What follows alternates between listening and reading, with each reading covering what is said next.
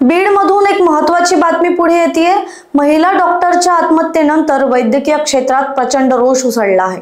न्याय मिळावा यासाठी इंडियन मेडिकल असोसिएशन आणि Maharashtra association of resident doctors ने आक्रमक भूमिका घेतली असून सोमवारपासून राज्यभरातील शासकीय रुग्णालयांमध्ये बाह्य रुग्ण विभाग पूर्णपणे बंद ठेवण्याचा निर्णय घेण्यात आला आहे।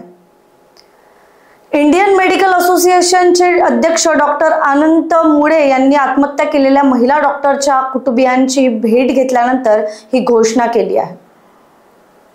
MARD रेसिडेंट डॉक्टरांच्या नेतृत्वात हे आंदोलन राबवले जाणार असून OPD बंद नंतरही शासनाने दखल न घेतल्यास संपूर्ण वैद्यकीय सेवा ठप्प करण्याचा इशारा देण्यात आला आहे।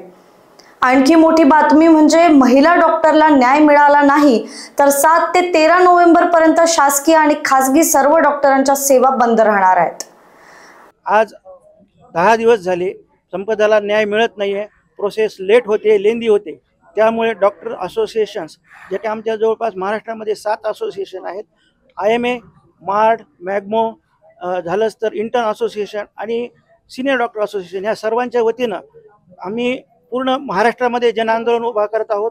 आणि सोमवारपासून प्रथमतः MARD हे पूर्ण OPD बंद ठेवणार आहेत आणि 7 तारखेपासून IMA चे डॉक्टर जे की खाजगी डॉक्टर्स आहेत हे सुद्धा महाराष्ट्रभर 7 तारखेपासून 13 तारखेपर्यंत पूर्ण OPD बंद ठेवणार आहोत। आणि शासनाने आमच्या मागण्या मान्य नाही केल्या किंवा संपदाला न्याय मिळाला नाही तर आम्ही 14 तारखेपासून पूर्ण सेवा, वैद्यकीय सेवा पूर्ण महाराष्ट्रभर बंद ठेवणार आहोत। आरोग्य व्यवस्था कोलमडण्याची शक्यता वाढली आहे। बीडकरांसह संपूर्ण महाराष्ट्रातील रुग्णांसाठी ही गंभीर परिस्थिती निर्माण झाली आहे। अशाच अपडेटसाठी बघत रहा लोकवाहिनी मीडिया नागपूर।